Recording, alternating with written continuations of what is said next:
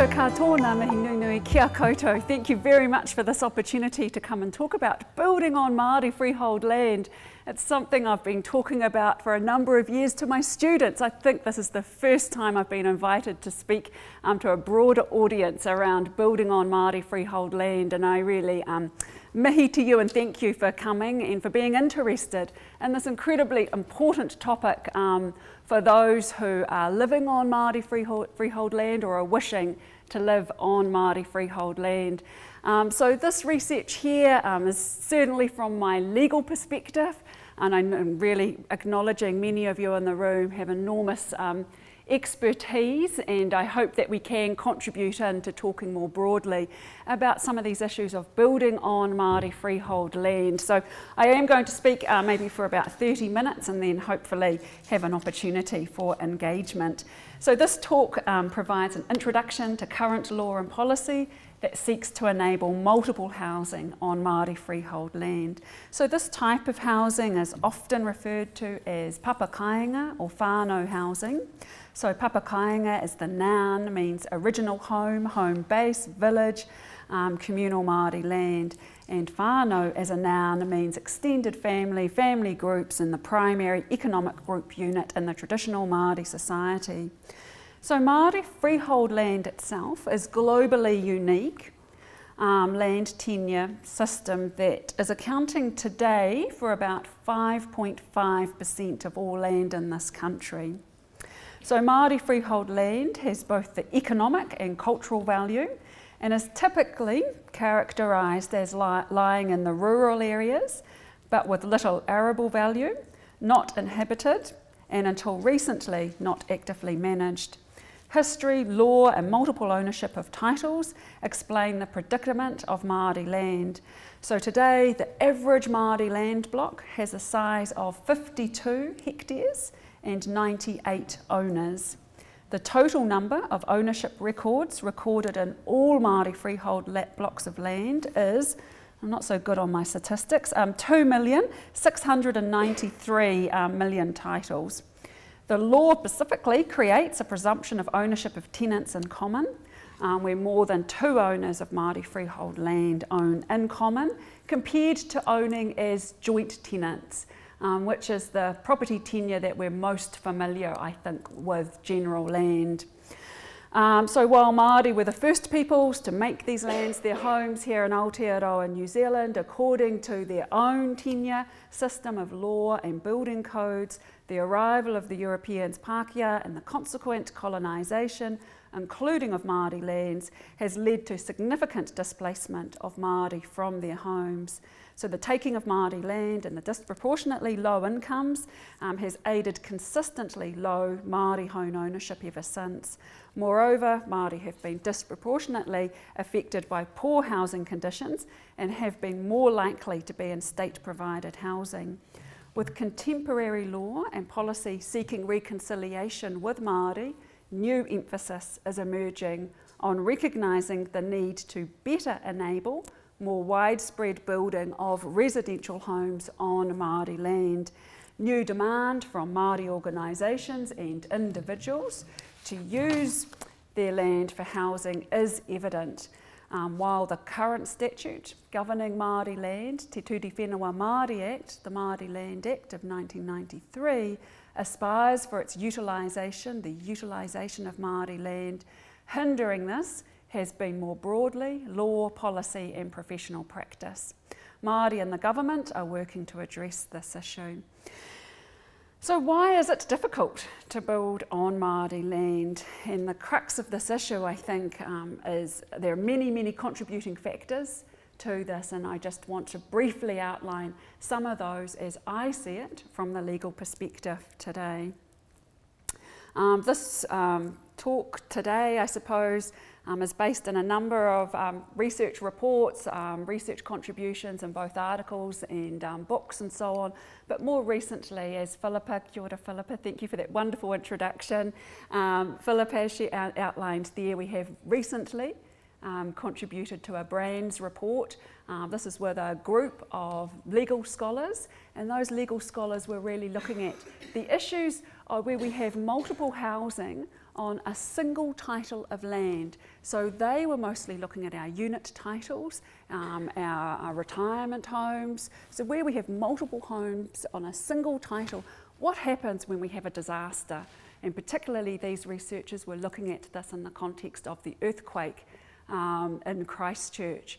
How does the law enable repair of buildings following disaster? And our general law for those multiple homes on general land is not adequately equipped to deal with insurance claims of repair. And looking at that, we haven't even started to look at that question for Māori land. And so there's a huge issue there, and that's what that Brands report is really highlighting. We conclude that report with a whole list of urgent action that needs to happen for general land, but also for our Māori freehold land. So I'm just flagging that. If we are going to be building on Māori freehold land in mass, if we're going to be encouraged to have our family homes on Māori freehold land, we need to be able to construct law and policy that is going to deal with potential disaster where we have to rebuild our homes. And particularly, I think Māori land, we certainly need to be aware of this. A lot of Māori land is low-lying and at risk of sea level rise and so on. And then the second piece of work there is forthcoming next month. Should Indigenous property be relationship property? And I'll speak to that in a moment. So just really quickly, as a little bit of background, and everyone in the room will know this, in terms of Te Tiriti o Waitangi, our Māori version, that guarantee Māori retain tino rangatiratanga. But even looking at the English version, and Article 2 of that English version, promised, guaranteed Māori would retain their property. And from that, under that English version of Article 2, there was the recognition in 1840 all land in New Zealand was Māori land, and we refer to that now as Māori customary land in law. So 1840, all land in New Zealand is Māori customary land. It's defined in law today. It's been quite consistent, this definition, since around the 1860s. So this is the definition in Te Turi Whenua Māori Act, the Māori Land Act. Land that is held by Māori in accordance with tikanga. That's really, really powerful. It means that land that is still Māori customary land sits under its own tikanga. Our state law can't do anything in terms of that interaction with Māori customary land. It has its own land tenure embedded there in Te Ao Māori in the Māori world. There's said to be so little left today of Māori customary land it cannot be quantifiable. It's said to be where those survey lines haven't quite met in remote areas, and coastal islands, small coastal islands that haven't been surveyed adequately. Of course, from a Māori perspective, and in terms of this is where the big foreshore seabed debate of 2003-2004 was trying to create our foreshore and seabed as defined as Māori customary land. So 1840 to 1862, there was the great colonial initiative of transferring that Māori customary land into Crown-owned land, so Article 2 of the English version of the Treaty of Waitangi and actually Article 2 of the Māori version, consistent on this point around only the Crown has that right to purchase from Māori their land. So that's that Crown right of preemption. And then the Crown would become the owner of the land and on-sell it to general land. So here, in the first 20 years, we have a system of three sort of land types operating here in Aotearoa, New Zealand. We complicate it in 1862. Here we remove that Crown right of preemption, and we do something that didn't occur in any of the other British colonies. We create a new type of land tenure. We create Māori freehold land, referred to then as native freehold land. And here, the Crown, for whatever reason, doesn't want to be this intermediary from taking Māori freehold land and on-selling it to Pākehā European arriving on these shores. And so creates this Māori freehold land title, putting that responsibility with the Native Land Court to be the major converter of Māori customary land into a fee simple, into a freehold land bringing it in to that English tenure system. Our Native Land Court was established in 1862 for that real sole purpose of destroying Māori customary land. It's been described as raupatu by the pen, confiscation of Māori land. That Native Land Court, established 1862 as a temporary court and then as a permanent court in 1865, was entirely successful in its aspirations. Within really 2 to 3 decades, and certainly by the turn of the century, in the 1900s, almost all Māori customary land had moved into being either Māori freehold land or Crown land or general land. An enormous shift of our land tenure has occurred. Just for completeness, there's 6 types of land tenure today. These are all defined in our Māori land legislation, Te Tūti Whenua Māori Act. And it's really this Māori freehold land that I'm interested in here. It's how do we, around this 5.5% that we have remaining today, what does our law say around building on this Māori freehold land? So just the definitions. So that Māori customary land, we've already looked at that. In terms of Māori freehold land, the definition, beneficial ownership, which has been determined by the Māori Land Court. So a certificate of title exists for that land. Our Native Land Court, Māori Land Court, has recorded those list of owners. So once the court has become involved in your land, it is transferred from a tikanga system into our British, now New Zealand legal system. So Māori freehold land, in terms of building on Māori freehold land, and how does the law enable this? And we know, and I've really skipped over it, but in terms of, many of you will know there's a huge policy push to enable building on Māori freehold land. Many of the government departments have aspirations, have policy around encouraging the building on Māori freehold land. There's, in more recent years, there's more loans that are now available to encourage that building of papakainga and whānau housing.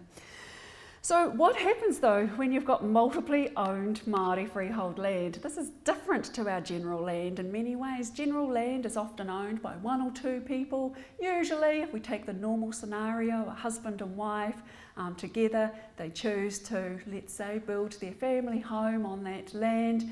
They might own that as one person. It might just be, perhaps historically, certainly, probably just owned by the husband. More recently, is the husband and wife owning that land as joint tenants, and they build their home on that land. But what happens when we have a land block that has on average 98 owners on that land? How do we enable building when one whānau wants to be able to build on there, or if 10 whānau want to be able to build on there? Who has priority and how is that determined? So the Māori land legislation is incredibly prescriptive around Māori land.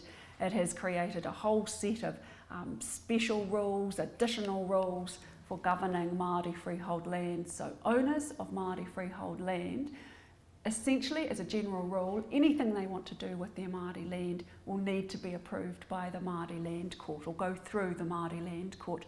That's including when someone as an owner passes away. They'll need to go through the Māori Land Court to determine the rightful succession or the inheritance of that land. So historically, up until very recently, the solution has been to partition out the land. And if I was in a smaller seminar room and I might have had a blackboard, I might have drawn, if we think about our block of land, and we'll just start sort of drawing our lines through that land. And this whānau here would then have their partitioned out point. We've broken up that Māori freehold land block, and then they can do with that land, whatever they wish and so on. So partition has been the favoured option by the Māori Land Court up until up until really the new legislation of 1993. But that has created, and you can see here the quote, you know, a really final severance of that collective ownership. It's about breaking up that estate.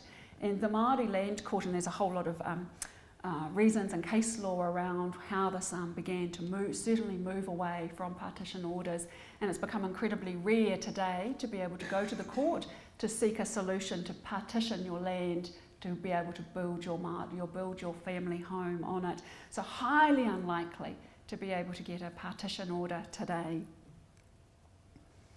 So what are some of the other options? The 1993 legislation, the Māori Land legislation, enables these occupation orders.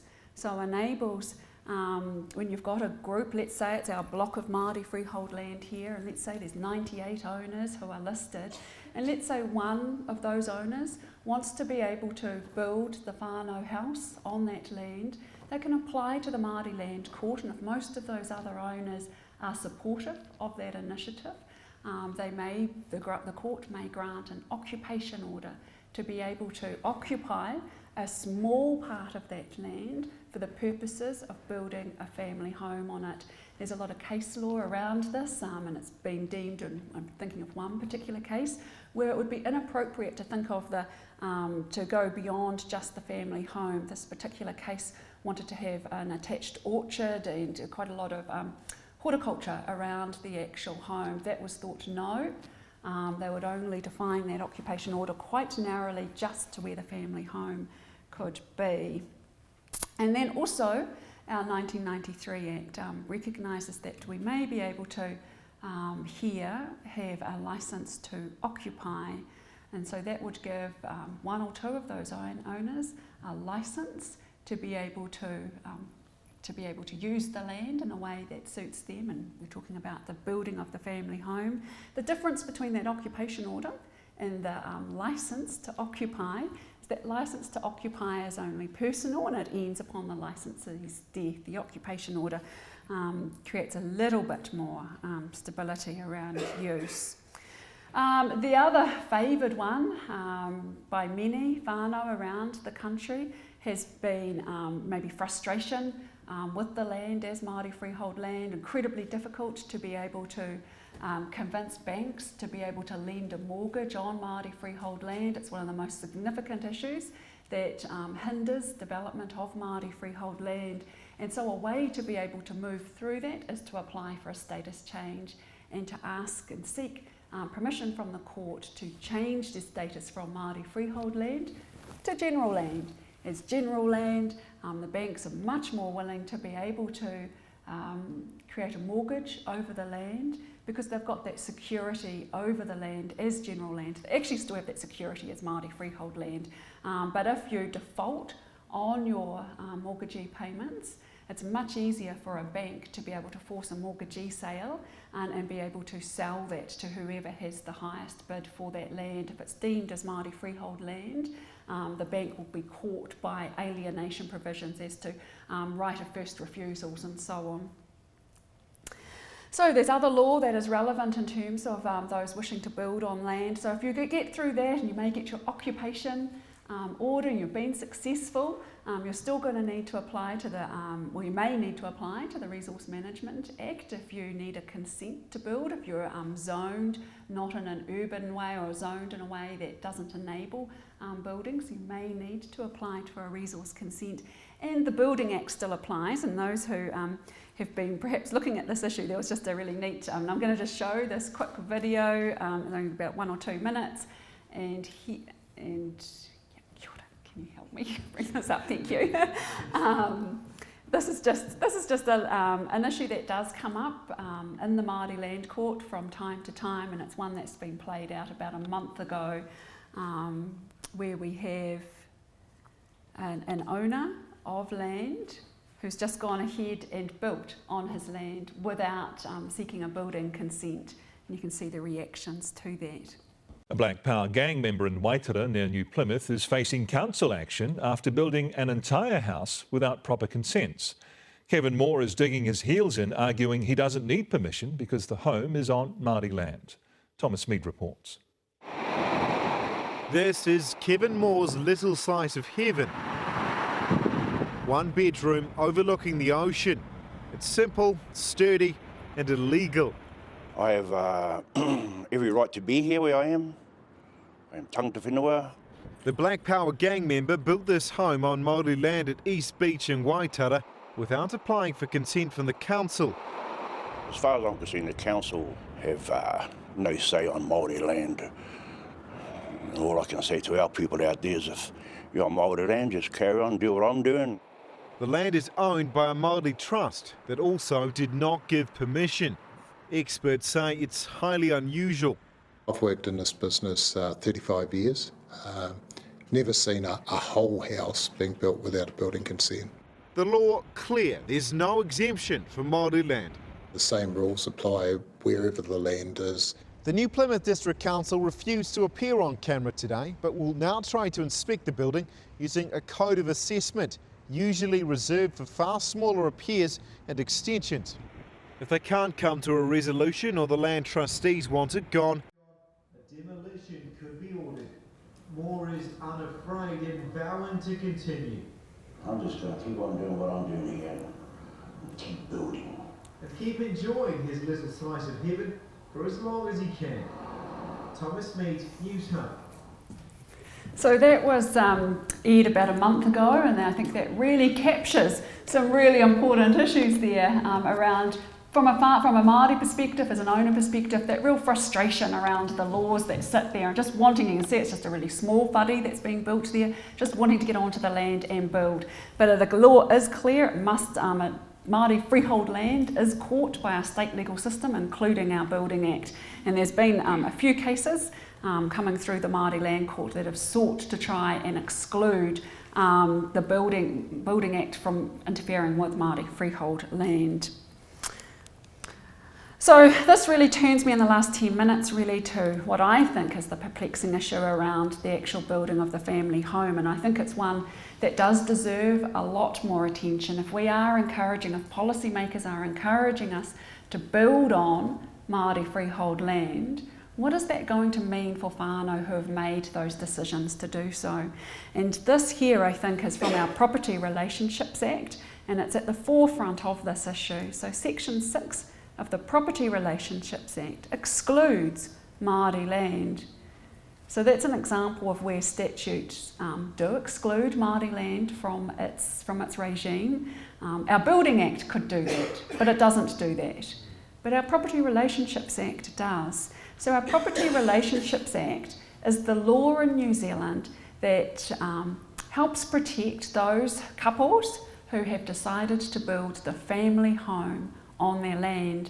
And the general rule is that if one owner passes away, the other will have a presumption of ownership, or a 50-50 presumption of ownership.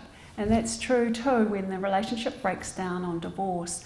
The law of the Property Relationships Act comes in and protects or mediates what happens to that family home. And it's a presumption there of that 50-50. So what happens if we've been excluded as owners of Māori freehold land, building our family home on Māori freehold land, when we don't have that protection of the Property Relationships Act? Does the Māori land legislation fill that gap? And what does it say? So, in a will, so if a surviving partner, so here we've got an owner of the Māori freehold land and his or her partner have come together, built on the Māori freehold land. You can prepare, I suppose, by writing a will. Section 108 of the Māori land legislation enables a life interest, and I should have life interest, should be, oh there it says, yeah, a life interest to the spouse, civil union partner or de facto partner. Now we know within Te Ao Māori there's been, it hasn't been very common for Māori to write a will. So most Māori land has gone on intestacy, so the intestacy rules are incredibly important. Under intestacy, so intestacy means when there is no will, so there's no will. It's often how many Māori pass without a will, and so the Māori land law will kick in when there's Māori freehold land in the estate to determine. The general rule under intestacy is that children succeed equally This is a rule from 1867. So, children succeed equally, but there is a life interest provision there for the spouse or civil union partner until he or she remarries or enters another relationship. Completely absent from that intestacy provision is our de facto relationships. And so that's something to be really aware of in terms of that life interest. And it is one of our very few remaining gaps in law today where the de facto partnership isn't recognised. So that's important and significant. So what happens when you've actually built the family home on the Māori land? So you've built your family home. What does our law say about this? And there's a whole lot of, I think, but probably many of you in the room might think, and join me in this real enthusiasm around this area of the law. It's all around fixtures. And those who are lawyers will know about the Lockwood Homes case.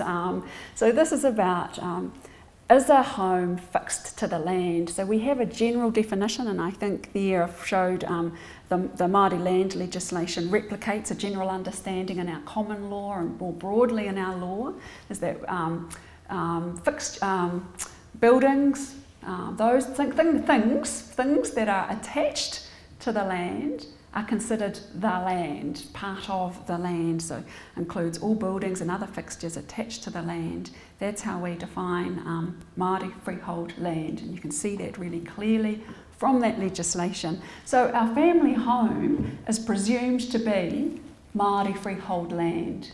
So it's then caught by the provisions of Māori freehold land. You can't separate off the family home. And so this becomes a question in many of the cases, and something that many of us are starting, many within the judiciary, particularly in the Māori Land Court and more broadly, is the actual family home fixed to Māori freehold land? If it is, it's part of the land. If it's not, it can be a chattel and it can be removed from the land. So what happens if there's a relationship breaks down and a divorce is sought? There's a number of solutions that the court is dealing through. One has been to simply declare the family home to be a chattel. There's some interesting cases, the Ipiha Hills case and so on, for those who are interested. That was about, I think it was about 2002, I think, where you had a Māori male owner. It's quite a rare situation. He actually was the sole owner of that Māori land. He had already had adult children from a previous relationship, entering into a new relationship with a woman. She already had adult children from her relationship. She had about 200,000, so she had capital, and he didn't have capital, but he had land. And so the natural thing was to come together and to build that house on that land. But once they do that, she will then have, and her children will have, no permanent recourse to that land. That house is being built on that Māori freehold land. It becomes part of Māori freehold land, and it will stay with him and his adult children. And so the Māori Land Court was looking at this issue and saying, wow, actually they can go ahead and build their home on there, and we're going to deem it to be a chattel. And so there's all sorts of issues there. If that's the kind of property or homes that we're going to have on Māori freehold land, particularly that transportable home, is that the right solution? Another way is to order a trust-like relationship over the actual home. So you separate the land from the home. There's a number of cases coming through more recently where this has been discussed. So the land is recognised as here with the landowner, but we put a trust-like relationship over the actual home. And the legislation, without getting into the details, Section 18 of the Māori Land Act enables that. Another one, now this was quite a new one to me. I think it came through in about 2016, where and I don't want to get into the details of it, but there's different ways you can manage Māori land. You can create like a whānau trust. So generally with general land, there's a whole lot of issues of hiding your property in a trust. And so you put all your assets and so on into a trust, and it's protected from, trying to protect it from relationship property presumptions and so on. So here we had a situation, again, I think it was a male owner of Māori freehold land, wanting to put his property into a whānau trust, which is a special type of trust in the Māori Land Court. And the sole purpose, without telling the Māori Land Court, was to hide it, to hide that property so it couldn't be caught as, potentially by this constructive trust later coming on. A constructive trust is a court-imposed trust or court-imposed order over the land. I thought it was quite interesting. I think it's something we'll probably see more of in the Māori Land Court scenario. So these particular issues and where a relationship breaks down has been enormous attention by the Law Commission, and we have one of the commissioners here, Helen McQueen, kia ora, and really mihi to the work that the Law Commission has done here. And now out is is it called an issues paper? Discussion paper, really raising these issues for us in terms of building on Māori freehold land. And I've got another little clip here. This is a Māori TV clip, and this particular clip was just before it was released, and so this is now out for public consultation. Ki ngā take I te ao marama nei, ka I te ata tiro te aka matua o te ture, I te ture rawa hononga ki te kite. Mēnā, ia, heana te whakawhānui ake ia, kia aro ki ngā tikanga Māori, I na wehea I he tokourua, ka tau wehea hoki ngā rawa. Hei te rā wiki tū whera I te wā ki te iwi tū matanui ki te tuku tono. Anei, a Talisa Kupenga. E tiro ana te aka matua o te ture, mena ka taia rānei e te tikanga Māori, te uru ki te ture rawa hononga. We think that the law should acknowledge tikanga, and we want to know whether the Property Relationships Act allows tikanga to operate. E hāngai ana te ture ki te hunga mārena, takatāpui me ngā takirua noho peritahi mo ngā tau e toru. We would like to know whether whanaungatanga is sufficiently taken into account in the Act through things like excluding Māori land and excluding taonga, so that important items of property are dealt with in a way which is consistent with tikanga. E whā te kau ōrau o ngai Māori ka noho ki ngā hononga peritahi. E rua te kau mārua ōrau te nui o aua tangata puta noi te motu. Ko tā McQueen ahakoa kaore te whenua Māori e whai wāhi ana ki tēnei ture. He tino raru te toha whare ki te whenua Māori. I think we are very interested to hear whether family homes built on Māori land are an issue for people when relationships end. We're interested to know whether taonga is properly treated under the Act. We also have raised questions about how relationship property disputes are resolved. Ka tūwhera te wā tuku whakaaro mā te iwi whānui hei te rāhina ki te whārangi ipurangi o te aka matua o te ture. Ka tū hoki ngā hui hapori puta noi te motu. Talisa Kupenga, Te Kaia. So that provides a really timely opportunity for all of us to be engaging in these issues, and it's certainly one as Ngāpai o Te Maramatanga and New Zealand Māori Centre of Research Excellence, and sitting here with my co-director, Professor Linda Nikora. This is one that we're really interested in, particularly if anyone here is interested in engaging more around this issue, particularly around the issues as Helen has raised there. We'd love to hear from you and love to be, we're certainly looking forward to putting in a strong submission there in terms of contributing to the future direction of our law here. So kia ora koutou, thank you for that opportunity just to share a little bit about Māori land. There are huge issues here, I think, and lots of gaps in our law and in our policy and the strategic thinking around building on Māori freehold land that really deserve a lot more attention. And I haven't had a chance to get into, which I don't know where it's going to go now, Te Turi Whenua Māori Bill, that nearly passed into law mid-year but is now on hold. And that was proposing some changes in here, but I don't know where that will go now. So hopefully now we might be able to have a bit more of a conversation and a contribution, and recognising that there's a lot of expertise in the room as well. Kia ora.